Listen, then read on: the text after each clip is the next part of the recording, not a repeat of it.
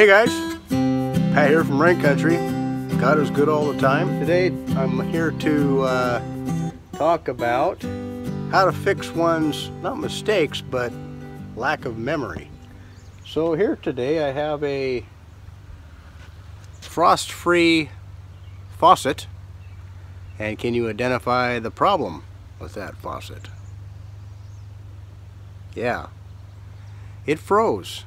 Frost-free faucets do freeze, especially when you don't remove the hose during a freeze. Well, guess what? I forgot to do that. I was sitting at the computer at the table and I heard a drip, drip, drip and a spray inside the wall. And incidentally, this was spraying when the faucet was turned on. In case you guys aren't familiar with how these work, this would represent the wall of your house. This being outside the wall, of course, and then this portion here being inside the wall. So when you shut this faucet off, there's a seat down in here at the bottom, and when you turn the handle, there's a rod that runs through into the seat, and when you shut the water supply off coming in this way, you shut this off, then the water from the pipe is going to drain out the front, leaving this void of any water and just have air in here. Well, what happens if you leave a hose hooked up to this or a hose on during a freeze event? That freezing is going to wick up into here, and incidentally you're going to have something like that that might just happen. I'm here to broadcast my mistake, my error in remembering. I got all the other ones this fall, but I didn't get this one. Now the easiest thing to do is just go down to the store and buy a new one. I'm going to throw out a number here. I'm guessing these are probably, with inflation and such, they're probably around 50 or 60 bucks. I'm going to have more than that in labor if you figure my time is worth anything. So we'll go ahead and I'll show you what I got planned here. So we remove our arrow, because I've just told on myself, and I want to remove this plastic piece. Now what holds this into the wall is two fasteners that hold onto your siding, and then behind that is this cute little reminder that tells you to remove the hose in freezing weather. When you unfasten these, you have to actually cut into your drywall or cut into your wall. You want to keep your plumbing from turning, so you hold the one side with a wrench and just loosen this, and on the outside of the wall this will just turn, but you can't turn obviously with these two fasteners attached. So what I'll do is I will remove the stem that runs through here to the seat.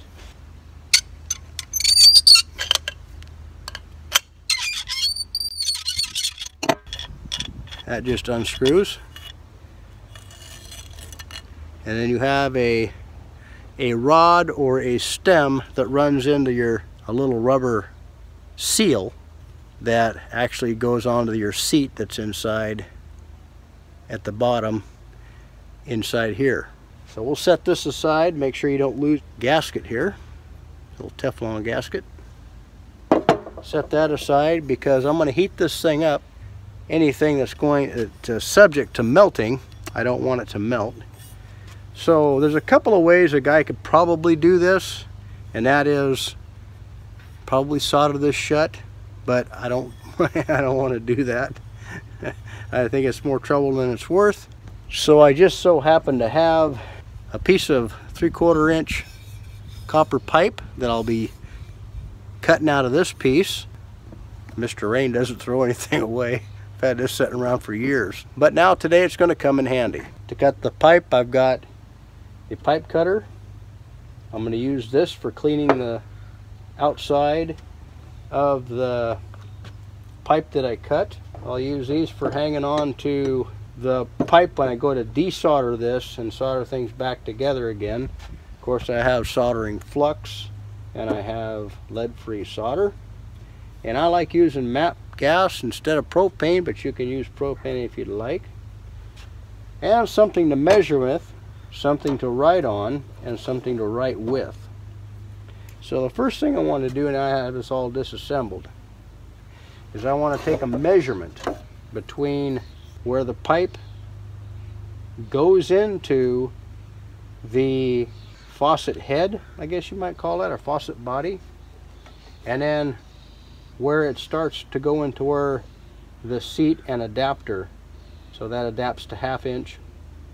They make these 3/4 to 3/4 or 3/4 to 1/2 male iron pipe size, and that's going to be 96 millimeters. For all you guys outside of the United States, and for the few of us guys that are still on the old antiquated English standard, that is going to be 7 3/4 of an inch. So we're making this out of 3/4 inch copper, 7 3/4 of an inch in length, or 96 millimeters. The other thing I'm going to do is I'm going to measure this pipe. I'm going to cut the pipe to length, whatever comes out of this. So I don't know how far this seats in here. I don't know how far it seats in here. So when I take this pipe out, I will have the finished measurement. Then I'll also have the pipe, total pipe length to go off of when I pull this apart. Okay, the first thing we'll do is we'll get an extra pair of hands, which is called the vise, and lightly put that in there. Install it in the vise so I can have a free hand to work with. And I'll get a little bit of a grip on that. Try not to catch anything on fire, including myself.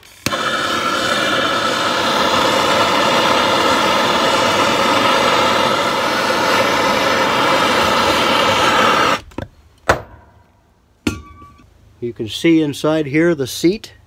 That little round shiny part is where what seals off with that little rubber piece on the stem.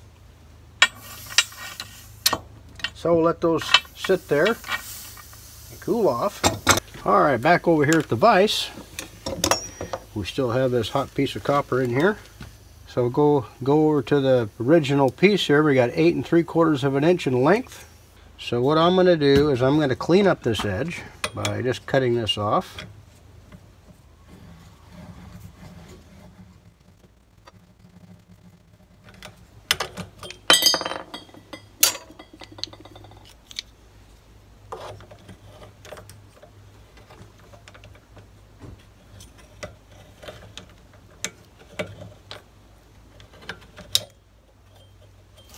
Now the secret to soldering is to make sure you have unoxidized parts, very clean parts. You can do that with emery cloth, or I like these little, I think these are called battery terminal brushes, but I've never found them very useful for battery terminals, because every time you need to use a battery terminal brush, you don't have any room to work. So they make little round battery terminal brushes that are really handy for battery terminals.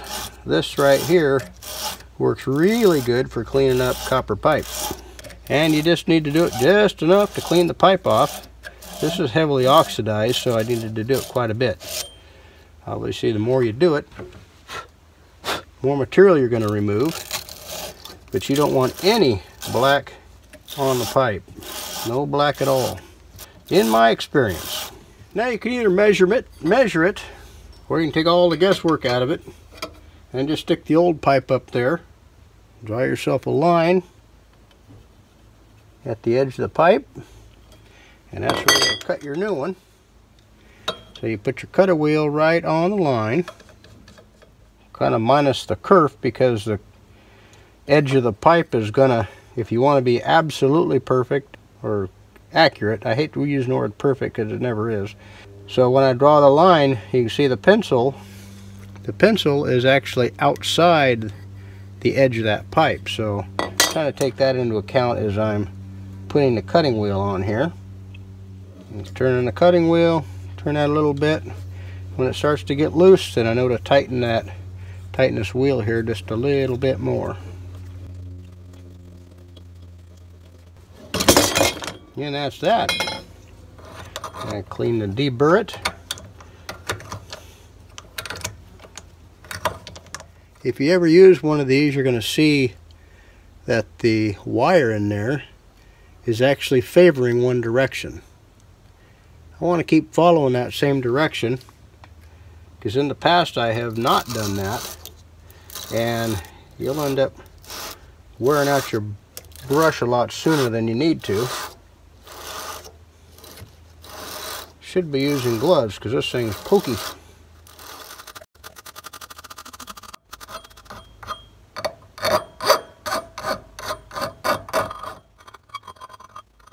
This will deburr the outside edge.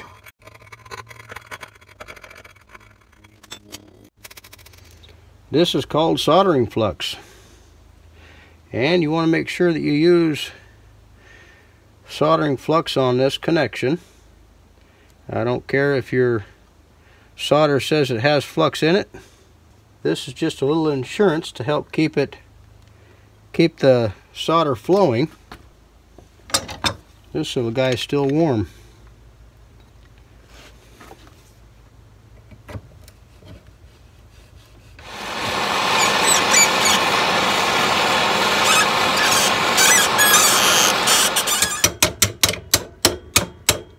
Okay, we're back here at the vise, and everything is nice and cool to the touch. And I have my valve stem and seal. I'm going to take this apart so both of us can see what that is comprised of.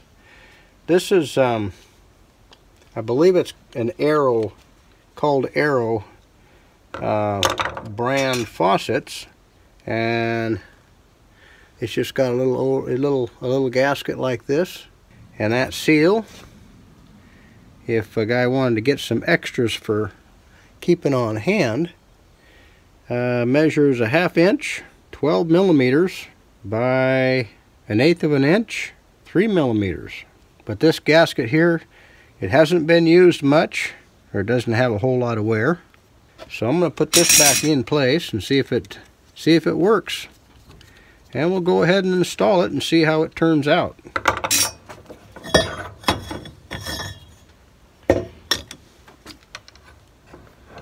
It's got a little square nut on there so you can stick it in the vise. Makes it pretty nice. We'll tighten that down.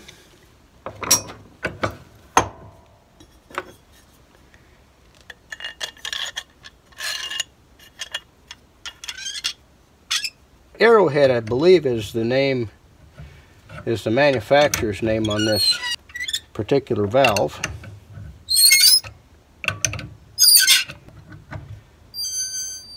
Okay, get that nice and tight. I don't wrench down on these too awful hard. If it needs to be adjusted, I'll do that while it's installed. Let's see, we'll run this down. And it feels like it's making contact down there. Looks like it's making contact. So what I'm going to use, I like to use this pipe thread sealant because I'll be applying this inside the wall on the male adapter that goes into this coupling. And it's a lot easier to put this on with a brush than it is to wrap Teflon tape around this inside the wall. So we're going to go ahead and go with that route. Okay, that's the hole from the inside looking outside. So I have to insert the faucet from out there into here, and it has to screw on to that adapter right there. Okay, now it's time to apply some Teflon paste. This is I like to use this T+2 from Rector Seal. It's pipe thread compound. Now this is just for water pipe, it's not for fuels. They have another special paste for that.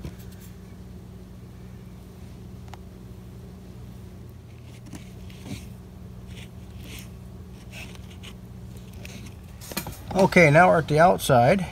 Now we just simply install the frost-free hose bib on the outside. Go back in inside the wall on the other side. Okay, we got an LED light in here, so it's probably going to show up kind of flashy on the screen. But hopefully you can see what I'm doing. Now I'm just screwing that male and female part together. And a guy really should be using a wrench on that instead of a pipe wrench. You don't want to scar the adapter with the pipe wrench. Okay, before I get that too tight, I think that's tight enough to make a water seal. Also, I want to have enough room to be able to turn that so the faucet is facing the right way on the outside. So we'll go check that out. Okay, from the looks of it, we have to go another 3/4 of a turn. And we definitely want to hold the existing pipe that's in the wall, because we don't want that to turn and twist and break. So we want to have a good bite on that. Okay, so what I ended up using is Teflon tape on the connection.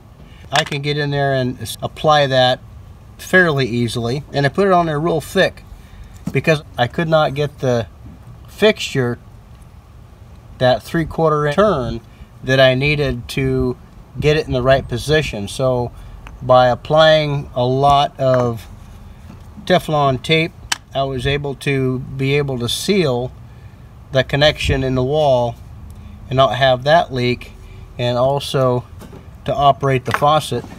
And the faucet operates just fine. Shuts off like it should. The residual water coming out of there is what's coming from the inside of that pipe that we just replaced. So now we just have to assemble it. What I'm going to do is I'm going to leave the wall open for a while and let it dry out because it got wet inside the wall. So we want to make sure that that's nice and dry before we re-insulate and re-sheetrock the inside.